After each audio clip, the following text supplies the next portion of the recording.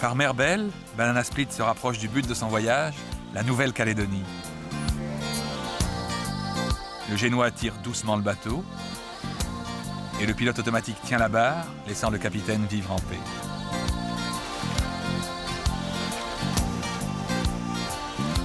Au petit matin, nous avons pris le canal de la Havana et voici la pointe sud de la Nouvelle-Calédonie, reconnaissable à ses immenses pins colonnaires, caractéristiques de l'extrémité sud-ouest du Pacifique.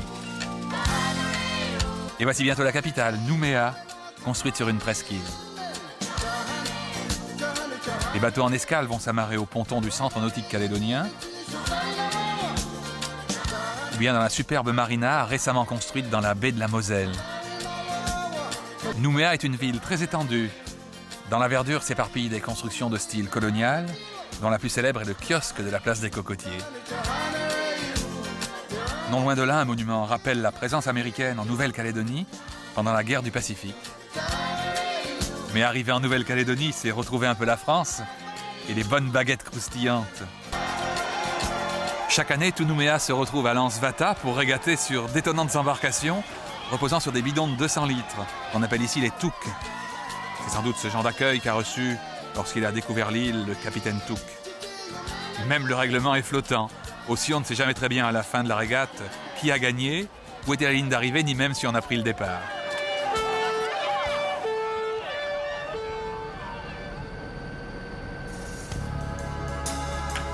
Au nord-ouest de Nouméa, face au lagon immense, la plage de Poé est interminable et pratiquement vierge.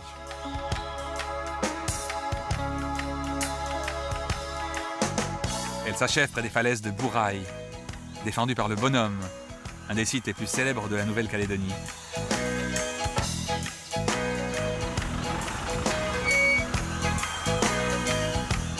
Tout près, la petite baie des Tortues est parfaite.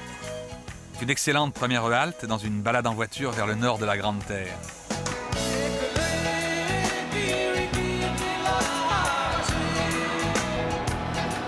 Plus au nord, voici les plaines de la région de Koné, où l'on se consacre à l'élevage du bétail, comme dans l'Ouest américain.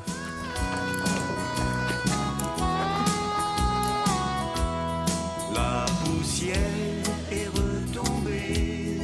La vie du stockman, l'équivalent calédonien du cow-boy, c'est aussi les soins à donner au bétail. Il souffre ces temps-ci d'une longue sécheresse et il faut lui distribuer du fourrage venu de régions plus arrosées de l'île. C'est ainsi que sur cette terre australe, on vit encore un peu comme au temps du Far West. Attention, je vous emmène maintenant dans un des plus beaux sites que je connaisse. Après avoir traversé la chaîne centrale de Nouvelle-Calédonie, nous atteignons la côte Est. Plus humide, elle ressemble un peu à la Polynésie française.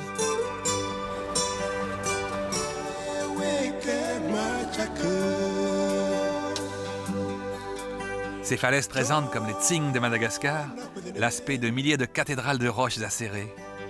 Voleur d'images, je suis un voleur d'images, et dans mes souvenirs, des chagrins, des plaisirs, des rêves, des désirs, des joies, des soupirs, mais je dois repartir. C'est une question de cadrage, je suis un voleur d'images.